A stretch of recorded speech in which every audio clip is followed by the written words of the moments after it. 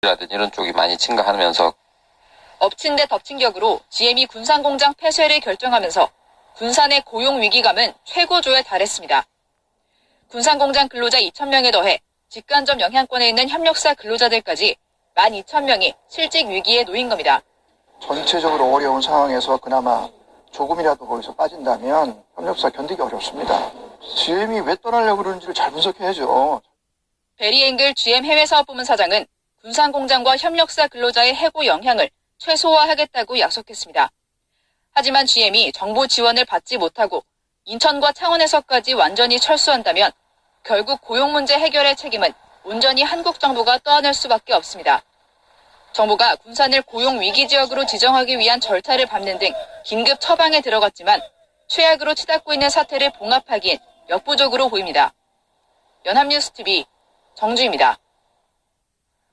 청년 구직자들은 취업 준비를 위해 한 달 평균 45만 원을 쓰며 부모 용돈이나 아르바이트로 비용을 조달하는 것으로 나타났습니다. 고용노동부가 최근 취업 준비자 등 청년 190명을 대상으로 설문조사한 결과 월 평균 취업 준비 비용은 45만 3천 원으로 출전은 부모의 용돈, 아르바이트, 대출 순이었습니다. 청년들은 또 취업 준비와 정보 공유 공간으로 카페나 지역 도서관을 자주 이용하는 것으로 조사됐습니다. 원자력 발전소 변압기 구매 입찰에서 담합한 혐의를 받고 있는 효성에 대해 검찰이 본격 수사에 들어갔습니다. 서울 서부지검은 어제 오전 9시 30분부터 서울 마포구 공덕동 효성 본사를 압수수색했습니다. 효성은 LS산전과 2013년 계약금 3억 6천여만 원 상당의 고리 2호기 원전 변압기 구매 입찰을 사전에 협의해 계약을 따낸 혐의를 받고 있습니다. 공정위는 이들의 담합 정황을 확인하고 효성에 2,900만 원, LS산전에 1,100만 원의 과징금을 부과하는 한편 효성을 검찰에 고발했습니다.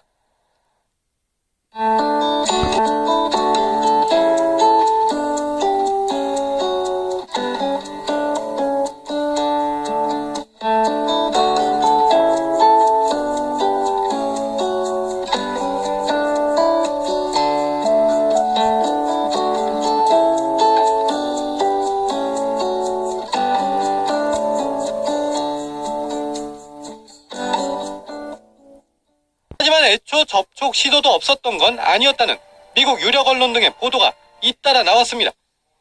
백악관과 미 부통령실 관계자들에 따르면 북한은 애초 양측의 방안 이전에 북미 회담을 먼저 제안했고 미 측도 원론적으로 이를 받아들였습니다.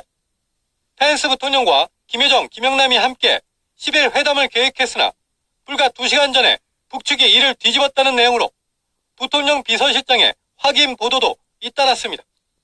이에 따르면 양측은 펜스 부통령의 8일 서울 도착 이전까지 구체적인 장소와 방법 등을 정하진 않았습니다. 이후 10일 오후 청와대에서 만나기로 했고 한국 측은 배석하지 않기로 했다는 방식도 알려졌습니다. 회담 성사에 이르기까지 북한의 의사를 확인한 미 중앙정보국 CIA의 역할론, 또 한국 정부의 중재설 등도 복수로 제기됐습니다. 결국 북한이 회담 성사 불과 2시간을 앞두고 이를 취소한 건 펜스 부통령의 9일 천안함 기념관 방문 등 잇따른 압박 행보가 영향을 미쳤기 때문이란 분석입니다. 헤더노트 미 국무부 대변인은 이와 관련해 펜스 부통령은 기회를 잡을 준비가 돼 있었으나 북한은 이를 잡는데 실패했다고 말했습니다.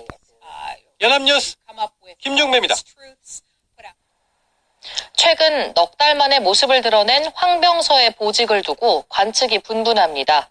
최근 공개석상 서열에 비춰봤을 때 5년 전과 같이 김경욱 조직지도부 제1부부장의 밑으로 복귀한 게 아니냐는 분석이 나오는데요.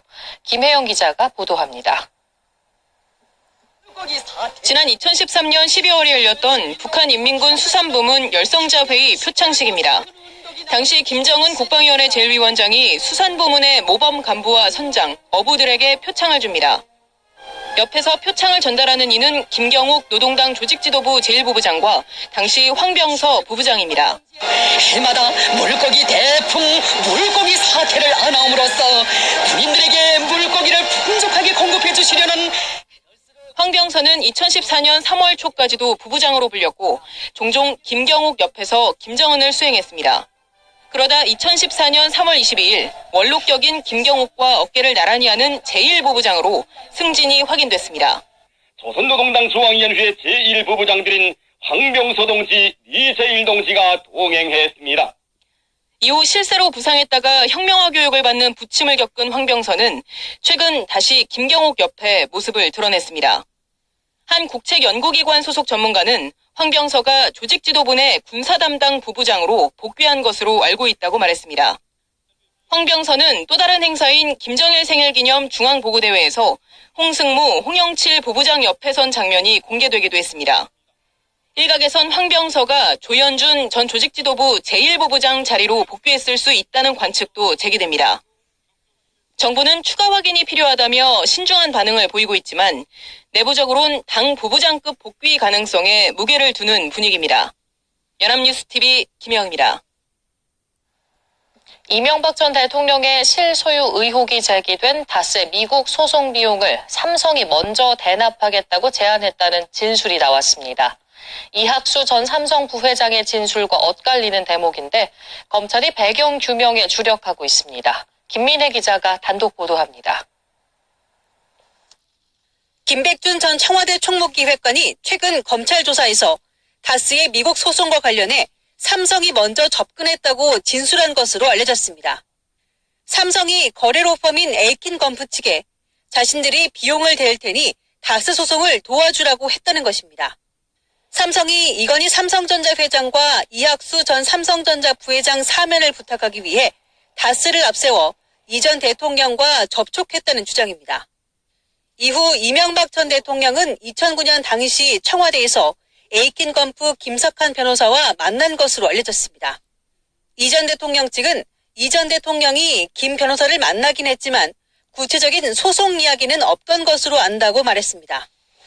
이는 청와대 측 요청으로 소송 비용을 대납했다는 내용의 자수서를 제출한 이학수 전 삼성전자 부회장 진술과는 엇갈리는 부분입니다. 이에 검찰은 삼성에서 다스로 돈이 건네진 정황이 드러났고 이 전 부회장이 자신의 혐의를 인정한 만큼 뇌물죄의 큰 틀은 완성됐다는 입장입니다. 검찰은 대납 과정에 실제 사면 대가가 오갔는지 등 구체적인 혐의를 입증하는 데 주력할 방침입니다. 연합뉴스TV 김민혜입니다. 40억 원이 넘는 다스의 소송 비용을 삼성이 내게 된 진짜 이유는 무엇일까요? 이 질문에 답할 수 있는 인물은 당시 미국 내 소송을 맡았던 변호사 김석한 씨인데 이번 수사 과정에서 그의 입을 열기는 쉽지 않을 것 같습니다. 정호윤 기자가 단독 보도합니다. 미국 워싱턴에 있는 법무법인의 파트너 변호사로 근무 중인 김석한 씨. 미국과 한국에서 사업을 하려는 기업들을 상대로 법률 조언과 자문을 전문적으로 한다고 소개하고 있습니다. 몇 해 전에는 박근혜 정부 청와대 대변인이던 윤창중 씨의 미국 성추행 사건 무료 변론을 자처해 화제가 되기도 했습니다. 검찰은 미국 법무법인 에이킨건프 소속으로 다스의 미국 소송 전면에 섰던 김 씨가 2009년 이명박 전 대통령을 청와대에서 만난 사실에 주목하고 있습니다. 다스 소송비를 삼성이 낸 경위를 두고 삼성과 이 전 대통령 측 진술이 엇갈리면서 김 씨는 여러 면에서 진실 공방의 키맨으로 떠올랐지만 미국 시민권자인 김 씨에 대한 직접 조사는 쉽지 않아 보입니다. 한 관계자는 검찰이 김 씨에게 별도로 연락을 취한 사실도 없고 김 씨 역시 검찰의 요구가 있더라도 조사에 응할 생각이 없는 것으로 안다고 전했습니다. 검찰 관계자는 조사를 아예 안 하겠다는 뜻은 아니라면서도 김 씨에 대한 직접 조사가 이뤄지지 않는다 해도 수사에 차질이 생기는 구조는 아니다라고 밝혔습니다. 누가 먼저 소송 비용 대납을 요구했는지보다는 다스를 매개로 뇌물이 직접 오간 정황이 뚜렷한 만큼 수사의 방점을 여기에 맞추겠다는 의지로 풀이됩니다. 연합뉴스TV 정호윤입니다. 검찰이 이명박 전 대통령의 재산 관리인인 이병무 청계재단 사무국장의 구속영장에 이 전 대통령이 다스와 도곡동 땅의 실소유주라고 적시한 것으로 전해졌습니다. 검찰이 이 전 대통령 관련 수사 과정에서 영장에 이 전 대통령이 다스의 실제 주인이라고 구체적으로 규정한 것은 처음입니다. 구속영장에는 이 전 대통령의 처남인 고 김재정 씨가 재산관리인에 불과했고 김 씨 사후에는 부인 권영미 씨가 일부 재산관리인 역할을 넘겨받았다는 내용도 담긴 것으로 알려졌습니다. 특히 검찰은 이 전 대통령의 차명 의심 재산관리 자료에서 2007년 대선 선거 캠프 급여 등으로 4억 원가량이 쓰인 내역을 파악하고 도곡동 땅 매각 대금이 정치 자금으로 쓰였는지 확인하고 있습니다. 국정농단 사태가 불거진 뒤 검찰 수사와 재판 과정에서 줄곧 화제를 몰고 다녔던 우병우 전 청와대 민정수석의 1심 선고가 오늘 내려집니다. 그동안의 우여곡절을 구하림 기자가 정리했습니다. 2년 전 넥슨과 처가의 부동산 거래 의혹이 불거져 수사망에 오른 우 전 수석. 검찰 특별수사팀과 박영수 특검, 이후 검찰 특별수사본부를 거치는 등 전방위 수사가 이어졌지만 구속영장은 2차례나 기각됐습니다. 영장이 자꾸 기각되는 건 본인이 청렴해서입니까? 검찰이 의지가 없어서입니까? 그거 많이 했습니다. 수사 과정에서 보인 고압적 태도는 국민들의 반감을 샀고 가족회사 자금 유용한 것에 대해서는 인정하십니까? 검찰에서 성실하게 답변하겠습니다. 불구속 기소된 뒤에도 불편한 심기를 여과 없이 드러냈습니다. 재판 도중 자신에게 불리한 증언이 나오자 수차례 고개를 젓거나 미소를 짓기도 해 재판장의 지적까지 받았습니다.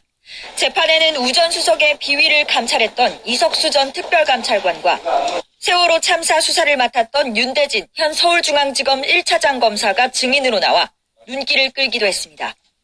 지난해 국정원을 통한 불법 사찰 의혹이 드러나면서 우 전 수석은 또다시 검찰에 불려왔고 결국 구속을 피하지 못했습니다. 대통령이라면 받아들이고 또 헤쳐나가는 것도 제 몫이라고 생각합니다. 오늘 국정농단 방조 혐의에 대한 1심 선고 이후에도 또 다른 혐의로 계속 구치소를 오가며 재판을 받아야 하는 우 전 수석. 우여곡절은 아직 끝나지 않았습니다. 연합뉴스TV 구하림입니다. 배우 조민기 씨가 자신이 가르치던 여학생들을 수년간 성추행했다는 의혹과 관련해 피해를 봤다는 졸업생들의 미투 폭로가 이어지고 있습니다. 경찰의 내사도 시작됐습니다. 정윤덕 기자입니다.